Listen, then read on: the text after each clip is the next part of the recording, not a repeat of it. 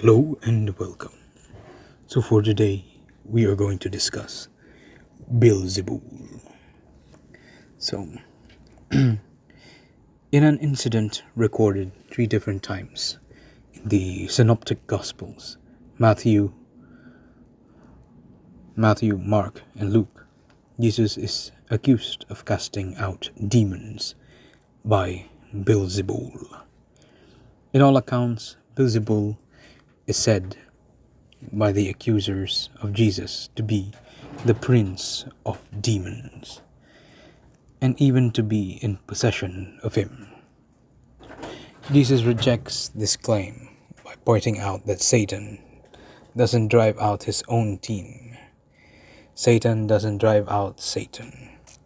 It was the Pharisees, the religious leaders, who accused Jesus of operating by the power of Beelzebul as a way of dealing with or countering Jesus' powers of exorcism. Another problem existed with their claim, though. Exorcism wasn't just practiced by Jesus. Some of the Pharisees themselves apparently cast out demons. Jesus said to them, "And if I drive out demons by Beelzebul, by whom do your people drive them out?"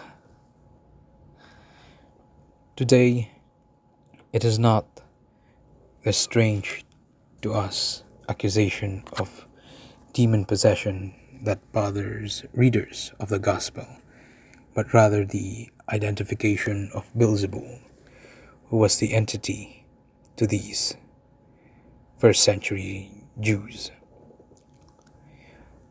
We know he was seen as an evil spiritual power of sorts, the prince of demons, and Jesus seems to equate him with Satan in his defense, that Satan doesn't drive out Satan. But it's a peculiar fact that in no surviving contemporary sources or Jewish traditions or writings is the name Beelzebul mentioned, though several names of Satan are mentioned. In the 4th century AD, we see Beelzebul being interpreted as another name for Satan, based off Jesus' quick assertion in verse 26. Athanasius, Bishop of Alexandria, on the Incarnation.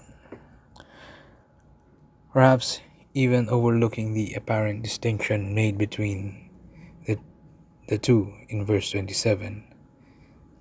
At any rate, it is still a few hundred years after the fact, and doesn't help us to really understand how Jesus originally would have understood the term.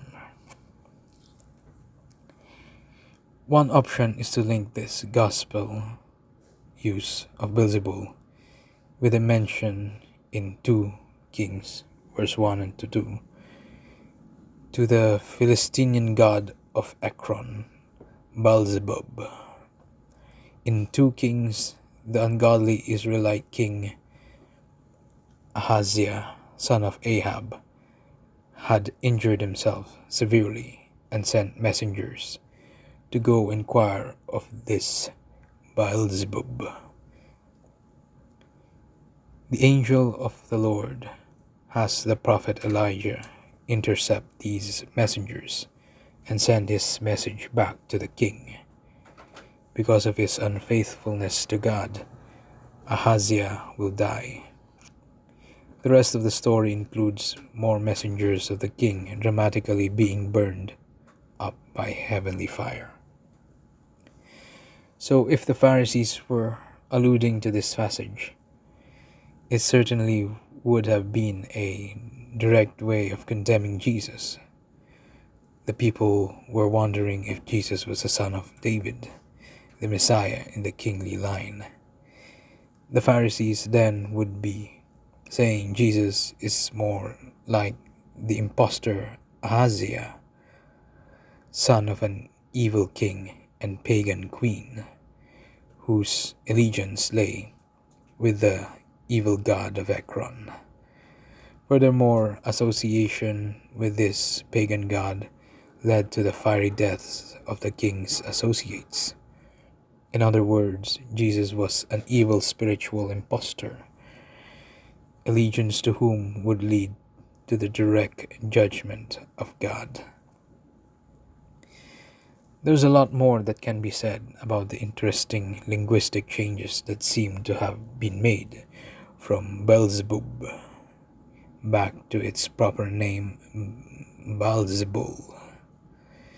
But for now, it is sufficient to know that there was a tendency in Judaism to expose foreign gods as demonic impostors, even changing the spelling, pronunciation, or the meaning of their name to reflect these homophones. In this case, the writers of the Old Testament changed Beelzebul, meaning Lord of the High Place, Heavens, or Temple, to Beelzebub, which means Lord of the Flies, or Dung. So that is Beelzebul. Thank you.